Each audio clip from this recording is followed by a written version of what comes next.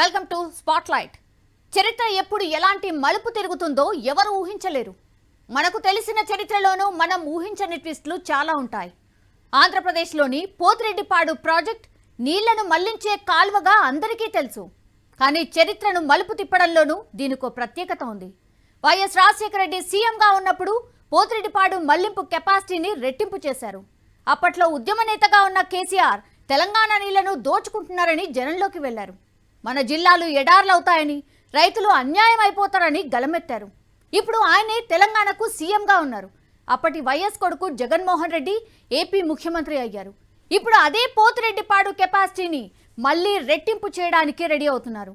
ఇప్పుడు ఎవరు ఎలా స్పందిస్తున్నారు, చరిత్రలో ఎవరేం మాట్లాడారు, మలుపు తిరిగిన చరిత్రలో ఎవరు ఎలా మారిపోయారు, వేల కోట్లు ఖర్చు పెట్టామని చెప్తున్నా తెలంగాణ కృష్ణా బేసిన్లో నీళ్లని ఆపుకోలేని దుస్థితి ఎందుకొచ్చింది? దీనిపై V6 స్పాట్లైట్.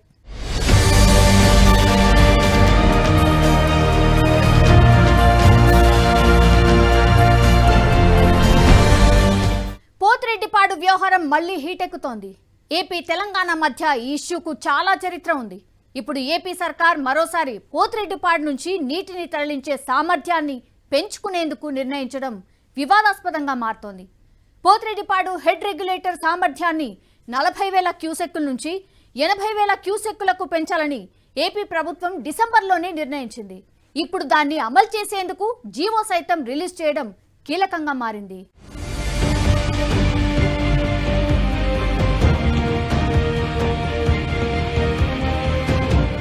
కృష్ణా జలాలు ఏపీ, తెలంగాణ రెండు రాష్ట్రాలకు చాలా కీలకం. గతేడాది కృష్ణాకు భారీ వరదలొచ్చాయి. వాటర్ ఫుల్గా ఉంది. ఎక్కడా ఇబ్బంది రాలేదు. అయితే నీళ్లు లేనప్పుడే సమస్యలు వస్తాయి. ఇప్పటికే పోతిరెడ్డిపాడు హెడ్ రెగ్యులేటర్ నుంచి ఏపీ నీటిని తరలించుకుంది. ఇప్పటికీ నీటి తరలింపు వేగాన్ని పెంచుకుంటోంది. దీంతో ఈ ఇష్యూ మరోసారి తీవ్ర చర్చనీయాంశంగా మారింది. గతంలోనూ రెండు రాష్ట్రాల మధ్య ఇదే పంచాయతీ కొనసాగింది. నిజానికి పోతిరెడ్డిపాడు హెడ్ రెగ్యులేటర్ సామర్థ్యాన్ని 40,000 క్యూసెక్కుల నుంచి 80,000 క్యూసెక్కుల ప్రవాహానికి పెంచాలని ఏపీ ప్రభుత్వం గత ఏడాది డిసెంబర్లోనే నిర్ణయించింది. అప్పుడు నిర్ణయించిన ఏపీ ప్రభుత్వం ఇప్పుడు అమలు చేసేందుకు సిద్ధమైంది. జీవో 203ను సైతం విడుదల చేసింది. సామర్థ్యం పెంచేందుకు అవసరమైన పనుల కోసం 6,829 కోట్ల రూపాయల అంచనా వ్యయంతో పరిపాలనా అనుమతులు సైతం ఇచ్చేసింది.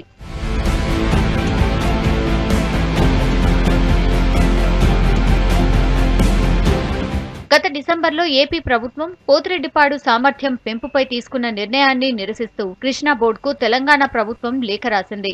కెపాసిటీ పెంచితే తమకు అన్యాయం జరుగుతుందని లేఖలో వివరించింది. అయితే తెలంగాణ ఏర్పడక ముందు ఉద్యమ సమయంలో ఉన్న ఫోర్స్ మాత్రం ప్రభుత్వ పెద్దలు చూపలేకపోయారు. దీంతో ఏపీ మరో ముందడుగు వేసి ఇప్పుడు పరిపాలనా అనుమతులు సైతం ఇచ్చేసింది.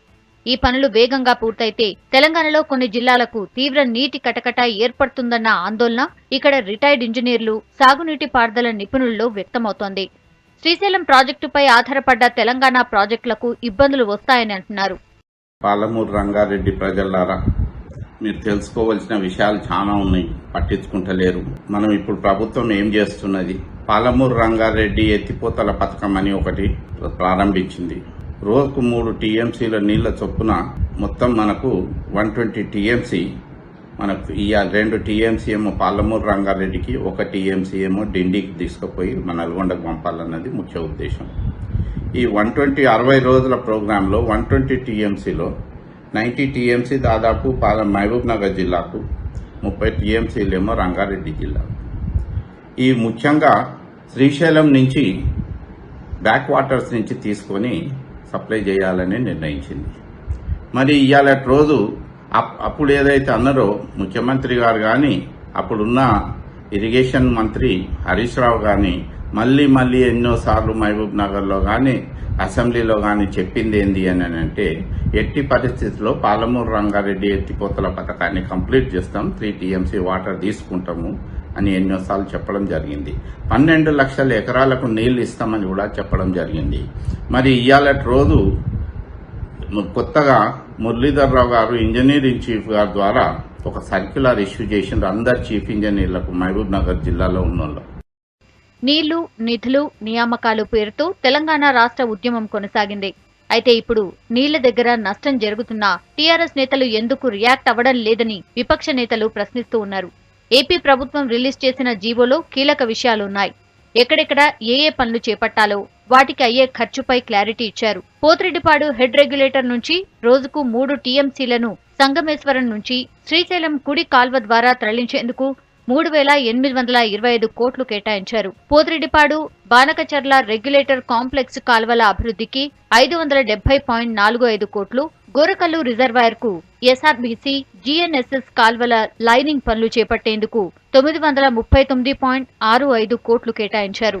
మే 5వ తారీఖు నాడు ఆంధ్రప్రదేశ్ ప్రభుత్వము 203 అనే జీవో ద్వారా శ్రీశైలం రిజర్వాయర్ నుంచి రోజుకు ఒక 10 టీఎంసీల నీటిని పోతిరెడ్డిపాడు నుంచి రాయలసీమ వైపు తరలించిపోవడానికని ఒక 6,825 కోట్లకు ఒక పరిపాలన అనుమతి ఇవ్వడం జరిగింది.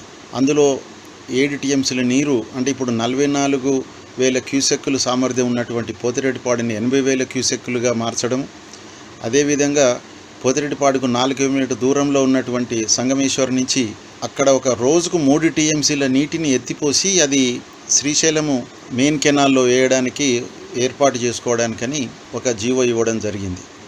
దీన్ని బట్టి చూస్తే మొత్తం ఒక నదినే అసలు రాయలసీమ వైపు మళ్లించడానికి చేసేటువంటి కుతంత్రంగా మేము భావిస్తున్నాం. పాలమూరు రంగారెడ్డిని డెఫినెట్గా 2 నుంచి 3 టీఎంసీలకు దానికి పెంపొందించుకోవాలని చెప్పేసి మేము మీ ద్వారా కోరుతున్నాం. ఆ విధంగా అయినట్టయితే తెలంగాణ ప్రజల యొక్క మనోభీష్టం నెరవేరుతుంది. 3 రూట్ల ద్వారా అదనపు రెగ్యులేటర్లను చాగల్లు బ్యాలెన్సింగ్ రిజర్వాయర్ కు 10,000 క్యూసెక్కులు ప్రవహించేలా కాల్వల నిర్మాణానికి 36.95 కోట్లు కేటాయింపులు చేశారు. ఎస్ఆర్బీసీ కాల్వను లైనింగ్ చేసి 30,000 క్యూసెక్కుల కెపాసిటీతో నీటి ప్రవాహం గోరకల్లు రిజర్వాయర్ నుంచి అవుకు రిజర్వాయర్ దాకా మళ్లించేందుకు 1,457 కోట్లు కేటాయించారు. ఇలా మొత్తం 6,928 కోట్ల రూపాయల పనులు చేసేందుకు పరిపాలనా అనుమతులను ఏపీ ప్రభుత్వం ఇచ్చింది.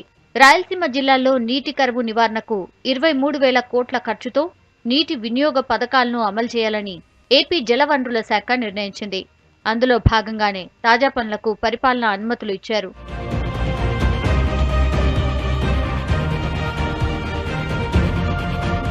పోతిరెడ్డిపాడు నుంచి నీటి పంపింగ్ సామర్థ్యం పెంచడమే ఏపీ ప్రభుత్వం లక్ష్యంగా పెట్టుకుంది. ఈ క్రమంలో రోజుకు 6 నుంచి 8 టీఎంసీలకు పైగా నీటిని తరలించేలా ఏపీ వేగంగా ఏర్పాట్లు చేసుకుంటోంది.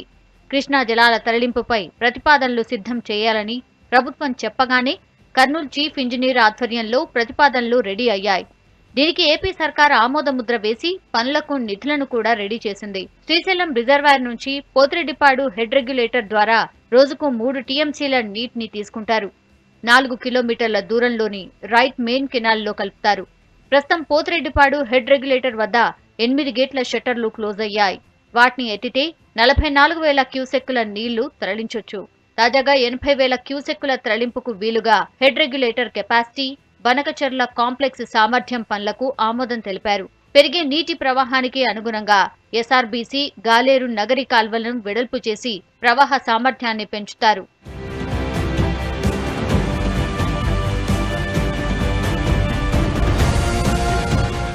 శ్రీశైలంలో గరిష్ట నీటి మట్టం 885 అడుగులు. అయితే 854 అడుగుల దిగువ వరకు బ్యాక్ వాటర్ను పోతిరెడ్డిపాడు నుంచి తీసుకువెళ్లొచ్చు. కొత్త ప్రాజెక్టు పూర్తయితే శ్రీశైలం నీటి మట్టం 800 అడుగుల దాకా తగ్గినా కూడా రోజుకు 3 టీఎంసీల చొప్పున తీసుకువెళ్లేందుకు వీలవుతుంది. పోతిరెడ్డిపాడు కెపాసిటీ పెంచితే భవిష్యత్తులో తెలంగాణకు కృష్ణా నీరు అందడం గగనమని ఇప్పటికే ఇంజనీర్లు హెచ్చరిస్తున్నారు.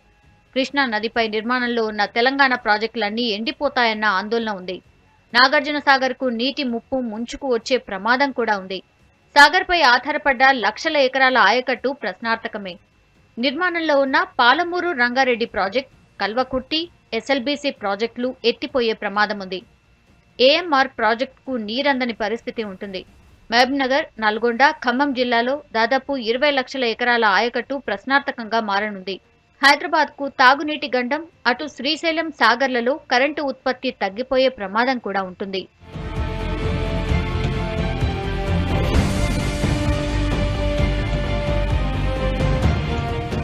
ఓవైపు పోతిరెడ్డిపాడు కెపాసిటీ పెంచుకునేందుకు ఏపీ పరిపాలనా అనుమతులు ఇచ్చేసింది. అయినా రాష్ట్ర ప్రభుత్వం రియాక్ట్ అవ్వకపోవడంపై విపక్ష నేతలు ప్రశ్నిస్తున్నారు. భవిష్యత్తులో మరింతగా నీటి కటకట ఏర్పడే ప్రమాదం ఉండడంతో ఈ విషయంపై అంతటా ఆందోళన వ్యక్తమవుతోంది. అసలు రాష్ట్ర ప్రభుత్వం మనసులో ఏముంది? ఏపీ ధైర్యంగా ఏకపక్షంగా తెలంగాణ ప్రభుత్వాన్ని సంప్రదించకుండా కెపాసిటీ పెంచుకోవడానికి కారణాలేంటి?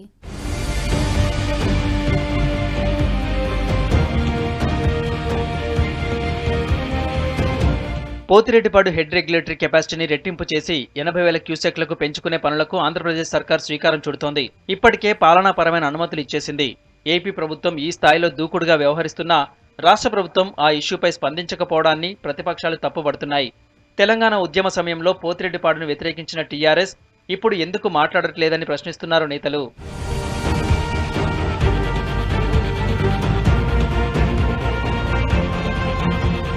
పోతిరెడ్డిపాడు కెపాసిటీ పెంచితే పాలమూరు రంగారెడ్డి ప్రాజెక్టుకు మహబూబ్ నగర్ కు నీళ్లు అందే అవకాశం ఉండదన్నారు బీజేపీ నేత మాజీ ఎంపీ వివేక్ వెంకటస్వామి. వైఎస్ హయాంలో పోతిరెడ్డిపాడు కెపాసిటీ పెంచొద్దంటూ మాట్లాడిన కేసీఆర్ ఇప్పుడు ఎందుకు మాట్లాడడం లేదని ప్రశ్నించారు. కాళేశ్వరం పనులు చేసిన కాంట్రాక్టర్లకే పోతిరెడ్డిపాడు పనులిచ్చి కమిషన్లు తీసుకోవడానికే సైలెంట్ గా ఉన్నారని ఆరోపించారు. దీనికోసం తెలంగాణ ప్రయోజనాలను పణంగా పెడుతున్నారని ఫైర్ అవుతున్నారు. రాజశేఖర్ రెడ్డి గారు పోతిరెడ్డిపాడు హెడ్ రెగ్యులేటర్ అప్పుడు కట్టి తెలంగాణకు ఏదైతే అన్యాయం చేసినాడో, ఉద్యమం సమయంలో తెలంగాణ ప్రాంతానికి అన్యాయం కావద్దు, మనమందరం కలిసి కొట్లాడి మన నీళ్లు మనం సాధించుకుందాము, మన పంటలు మంచిగా పండాలని చెప్పి మనం అందరం ఉద్యమం చేయడం జరిగింది. అప్పుడు కేసీఆర్ గారు కూడా పోతిరెడ్డిపాడు హెడ్ రెగ్యులేటరు దీన్ని కట్టొద్దు, ఇది దీనికి సరైన పర్మిషన్లు లేవు, మీరు ఎలా కట్టుతారని చెప్పి అప్పుడు తెలంగాణ ప్రజల్ని రెచ్చగొట్టాడు. కానీ ఈరోజు ఏదైతే కాంట్రాక్టర్లు ఉన్నారో, ఈ కాళేశ్వరం కాంట్రాక్టరు మెగా కృష్ణారెడ్డి, అదే కాంట్రాక్టర్ మళ్ళీ ఆంధ్రాలో కూడా వారికి కూడా అదే కాంట్రాక్ట్ ఇవ్వడం జరుగుతుంది. అంటే అప్పుడేమో ఉద్యమంలో తెలంగాణ కాంట్రాక్టర్లకు ఇవ్వాలని అప్పుడు కొట్లాడినాడు, కానీ ఇప్పుడు ఆయననే లక్షల కోట్ల కాంట్రాక్ట్స్ ఆంధ్ర కాంట్రాక్టర్లకు ఇచ్చి వాళ్ళతోని కమిషన్లు తిని మళ్ళీ ఈసారి జగన్ పోతిరెడ్డిపాడు హెడ్ రెగ్యులేటర్ని డబుల్ కెపాసిటీ చేసి మన పాలమూరు రంగారెడ్డి ప్రాజెక్ట్స్ మహబూబ్ నగర్ అంతా కూడా ఎండబోతుంది. కానీ ఎందుకు కేసీఆర్ నోరిప్పట్లేదని చెప్పి మేము డిమాండ్ చేస్తున్నాం. పోతిరెడ్డిపాడు నుంచి ఏపీకి నీళ్లు మళ్లించుకుంటే తెలంగాణలో కొన్ని జిల్లాలు ఎడారిగా మారుతాయన్నారు మాజీ మంత్రి కాంగ్రెస్ నేత నాగం జనార్దన్ రెడ్డి. ఏపీ ప్రభుత్వ నీళ్ల దోపిడీపై కోర్టుకు వెళ్లాలన్నారు. రాష్ట్రంలో డబ్బులు లేవంటూనే కేసీఆర్ టెండర్లు వేస్తున్నారని నాగం విమర్శించారు. జగన్మోహన్ రెడ్డి ప్రకటించి నేను పోతిరెడ్డిపాడును వెడల్పు చేసి నీటిని మొత్తం తీసుకొని పోతున్నా, ఇంతవరకు కేసీఆర్ నోరు మెదపడం లేదు. ఏమన్నా అగ్రిమెంట్ చేసుకున్నారా వీళ్ళు? జూరాలకు వెళ్ళి కిందికి వచ్చే నీళ్ళన్నీ కూడా ఆంధ్రాకు ఇస్తా అని చెప్పి పోతిరెడ్డిపాడును వెడల్పు చేయడం కానీ సంగమేశ్వర్ లిఫ్ట్ కానీ చేస్తే అసలు మొత్తం ప్రమాదానికి గురైతాయి. మన నాగార్జున సారాయ కట్టు నుండి కూడా ఇలా మహబూబ్ నగర్, రంగారెడ్డి, నల్లగొండ, ఖమ్మం, ముద్దపాట్లు, వరంగల్ ఇవన్నీ కూడా ఎఫెక్ట్ అవుతాయి. ఇలా అన్ని ఎడారిగా మారే ప్రమాదం ఉంది. సీఎం కేసీఆర్ అఖిలపక్ష సమావేశాన్ని ఏర్పాటు చేసి పోతిరెడ్డిపాడుపై చర్చించాలని డిమాండ్ చేశారు. కాళేశ్వరం 3వ టీఎంసీ టెండర్లను రద్దు చేయాలని డిమాండ్ చేస్తున్నారు. ఏమనంటే ప్రతిపక్షం ఏడుందంట, ప్రతిపక్షం లేకున్నదా? అటువంటిది ఇవాళ ప్రతిపక్షం లేకుండా చేసి ఇష్టం వచ్చినట్టు దోపిడీ చేస్తున్నాం. ఇవాళ ఇంకొక విషయం, ఇది కృష్ణాని సంగతి ఇట్లా ఉంటే ఇక గోదావరి, రెండో అంశం గోదావరి. అరే యావత్ ప్రపంచం భారతదేశం లాక్డౌన్ లో ఉంది, తెలంగాణ లాక్డౌన్ ఉంది, మనం అందరం ఎవరింట్లో వాళ్ళు ఉన్నాం. మనం లాక్డౌన్ లో ఉంటే కేసీఆర్ ఏమో ఈ కాంట్రాక్టర్లకు కరప్షన్ కు లాక్ ఓపెన్ చేసి పారేసి టెండర్లు 30 మార్చి నాడు 2020 నాడు టెండర్లు పిలిచేశారు. గతంలో ఉమ్మడి రాష్ట్రంలో వైఎస్ హయాంలో పోతిరెడ్డిపాడు కెపాసిటీ పెంచారు. అప్పట్లోనే నీళ్లను వాటాకు మించి తీసుకుంటున్నారని, తెలంగాణకు నష్టం జరుగుతోందని రాష్ట్ర ఇంజనీర్లు, ఉద్యమకారులు ఆవేదన వ్యక్తం చేశారు, విమర్శలు చేశారు. తెలంగాణ ఉద్యమంలో నీళ్ల దోపిడీ అంశం ప్రధానంగా మారిన సందర్భం ఉంది. టీఆర్ఎస్ కూడా ఈ అంశాన్ని వాడుకుంది. తెలంగాణకు అన్యాయం జరుగుతున్నా అప్పటి కాంగ్రెస్ నేతలు హారతులు పట్టారని సీఎం కేసీఆర్ ఎన్నికల ప్రచారంలో పదే విమర్శించారు. ఇప్పుడు తెలంగాణ వచ్చిన 6 ఏళ్ల తర్వాత ఈసారి ఏకంగా పోతిరెడ్డిపాడు నుంచి రెట్టింపు నీళ్లు మళ్లించేందుకు ఏపీ సర్కార్ సిద్ధమైనా కేసీఆర్ మాట్లాడకపోవడంపై ఉద్యమకారులు, ఇంజనీర్లు ఆవేదన వ్యక్తం చేస్తున్నారు.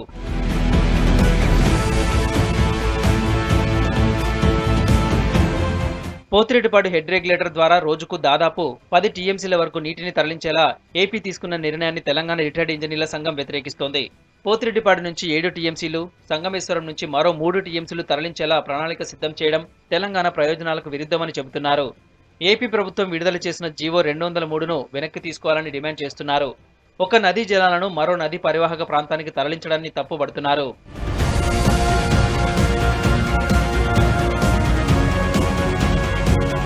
కృష్ణా జలాలపై ఏపీ ముందు నుంచి అలర్ట్గా ఉంటోంది. ఈసారి కృష్ణా నది ఉప్పొంగి ప్రవహించింది. వరదలు ధారలా కంటిన్యూ అయ్యాయి. దీంతో ఏపీ సర్కారు చాకచక్యంగా వ్యవహరించి వరద జలాలను చాలా వరకు లిఫ్ట్ చేసుకుంది. పోతిరెడ్డిపాడు ద్వారా రోజుకు 44,000 క్యూసెక్ల నీటిని తన వాటా కింద తరలించుకుంది. చాలా వరకు టీఎంసీలు ఏపీకి చేరాయి. అదే సమయంలో తెలంగాణకు నీటి లిఫ్ట్ చేసుకునే అవకాశం ఉన్నా నిల్వ చేసుకునే రిజర్వాయర్లు లేక వదిలేయాల్సి వచ్చింది. కృష్ణా నీటిలో ఏపీకి కేటాయింపులు 512 టీఎంసీలుగా ఉంది. అందులో రాయలసీమకు 110 టీఎంసీలు తరలించాలి. శ్రీశైలం బ్యాక్ వాటర్ నుండి వీలైనన్ని ఎక్కువ నీళ్లు తీసుకోవాలని ఏపీ సీఎం జగన్ గతేడాది వర్షాకాలంలోనే ఇంజనీర్లకు సూచించారు. వరద పుష్కలంగా రావడంతో ఏపీ ఇంజనీర్లు పోతిరెడ్డిపాడు నుంచి వరుసగా రిజర్వాయర్లు నింపుకుంటూ వచ్చారు. పోతిరెడ్డిపాడు ద్వారా వివిధ రిజర్వాయర్లకు భారీగా నీరు చేరింది. వాటితో పాటు పెన్నా బేసిన్కు నీటిని తరలించాలన్న వాదన ఉంది. ఈ ఏడాది వానాకాలంలో వరద రాకున్నా ఇబ్బంది లేకుండా ముందు జాగ్రత్తలు తీసుకుంది ఏపీ సర్కారు. వాస్తవానికి రాయలసీమకు కేటాయించిన నీళ్ల వాటా గతేడాది అక్టోబర్ నాటికే పూర్తయింది.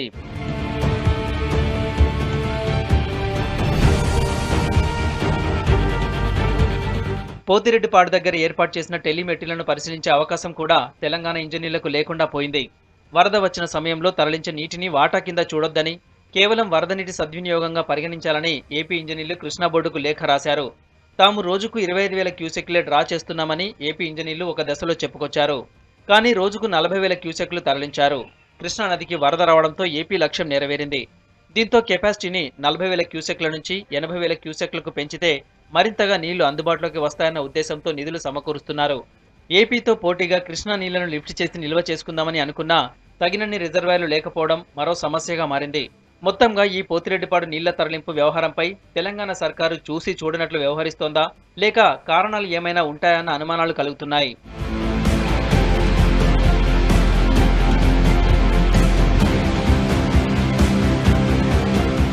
పోతిరెడ్డిపాడు హెడ్ రెగ్యులేటర్ నుంచి ఏపీ ఎక్కువ నీళ్లు తీసుకువెళ్తోందని గత ఏడాది ఆగస్టులోనే కృష్ణా రివర్ బోర్డు మేనేజ్మెంట్ నిర్ధారించింది.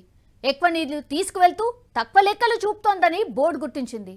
నీటి ప్రవాహం పరిశీలనకు వెళ్లిన తెలంగాణ ఇంజనీర్లను ఏపీ అధికారులు అడ్డుకున్నారు. ఈ పోతిరెడ్డిపాడు ఇష్యూపై టీఆర్ఎస్ ప్రభుత్వం గతంలో చాలా మాట్లాడింది. ఇప్పుడు మాత్రం సైలెంట్ అయింది.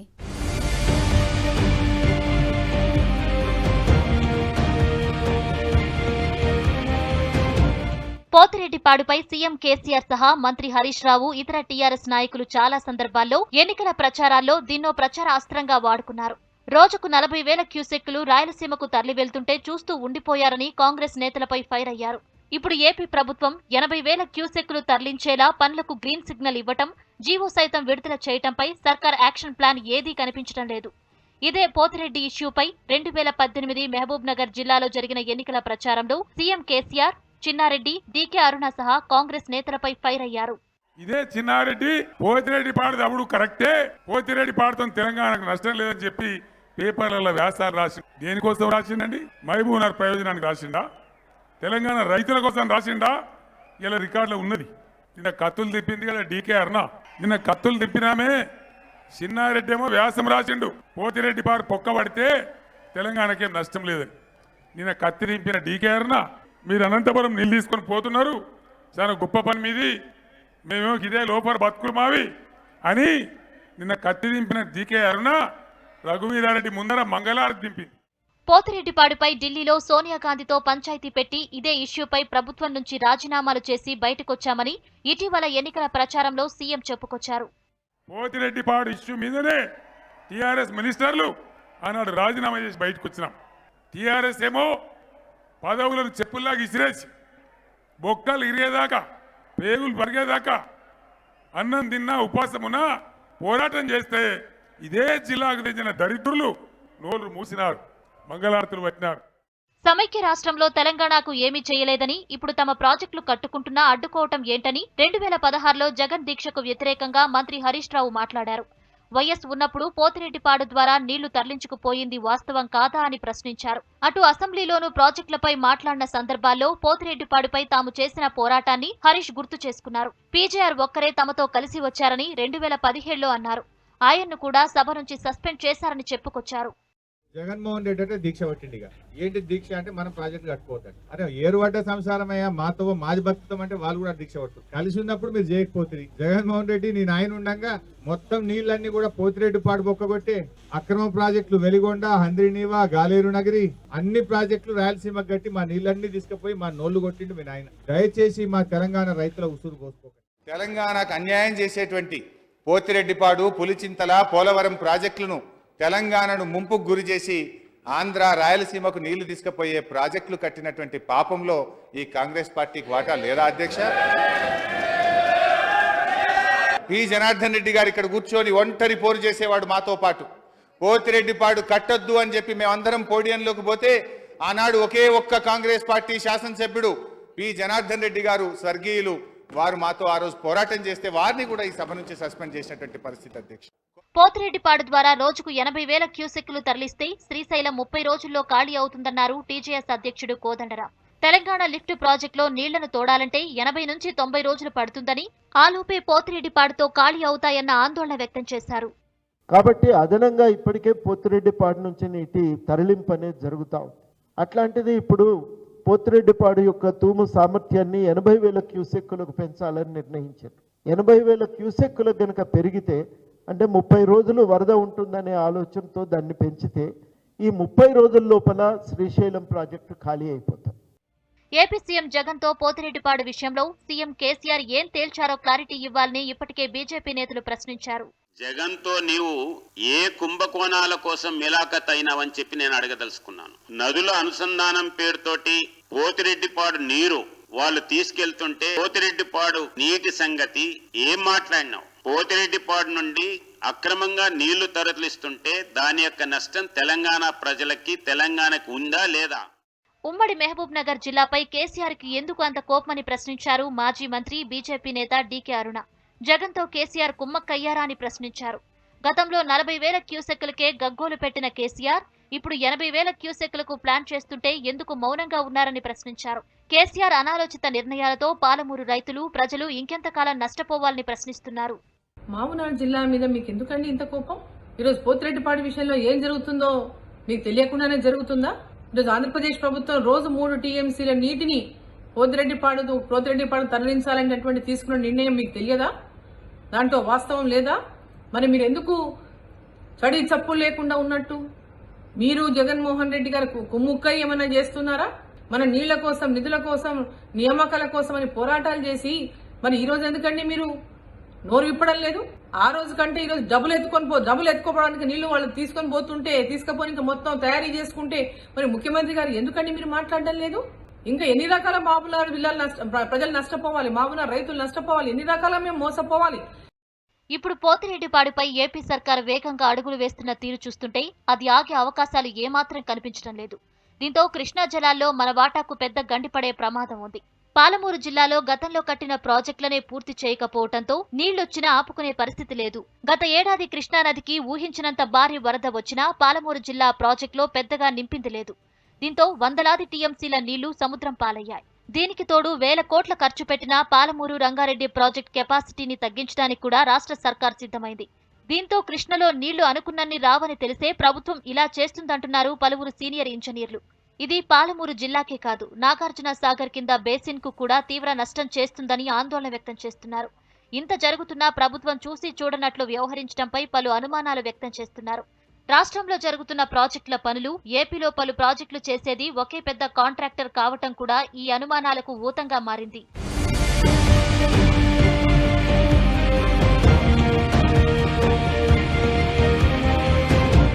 మౌనంగా ఉండడం అంటే సగం ఒప్పుకున్నట్టే అంటారు.